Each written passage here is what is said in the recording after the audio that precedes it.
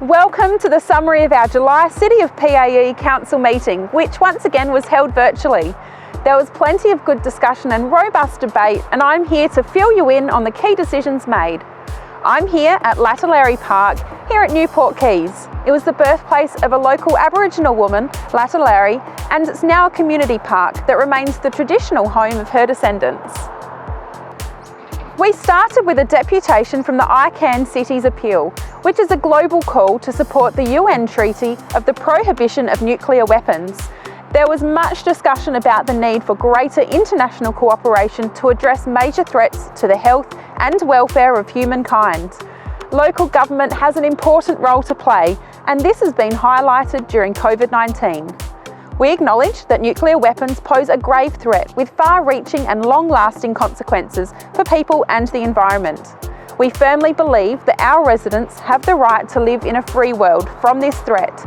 So we agreed to write to the international campaign to abolish nuclear weapons.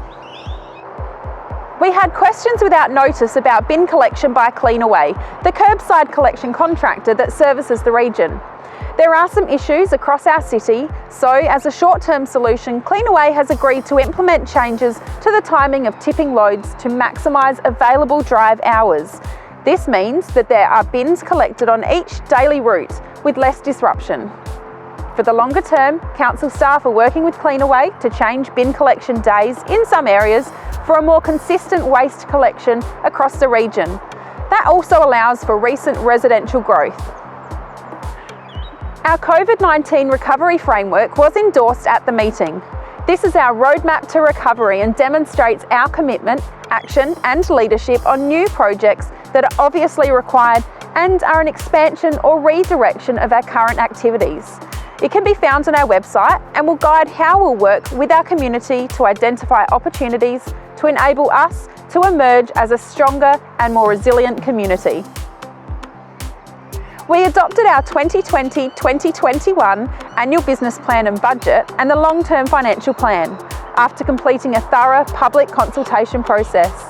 Thank you for all of your comments and your feedback, which has helped us in our planning to meet the needs of our community. You can read the documents on our website, and we look forward to putting it into action. We received our new draft open space strategy, which aims to identify the strategic direction for a wide variety of open spaces across PAE that help us meet the needs of our community, the environment and changing expectations. We'll be going out for a public consultation on this soon to give you an opportunity to provide your feedback. We finished the meeting with a motion without notice on behalf of the Aboriginal Advisory Panel about recognising the Black Lives Matter movement and the recent attention and rallies across Australia in regard to Aboriginal deaths in custody. We had a passionate and heartfelt discussion, and a motion was passed that enables us to better reflect on the tens of thousands of years that Aboriginal people have lived in this area. We wish to reinforce our commitment for Aboriginal voices to be heard in our community and to continue to support activities and events that show respect for Aboriginal culture and heritage in not only our programs and services, but also in how we record local history. We're also continuing to investigate the development of an Aboriginal Cultural Centre as the hub of celebrating and preserving Kaurna heritage and Aboriginal culture within PAE.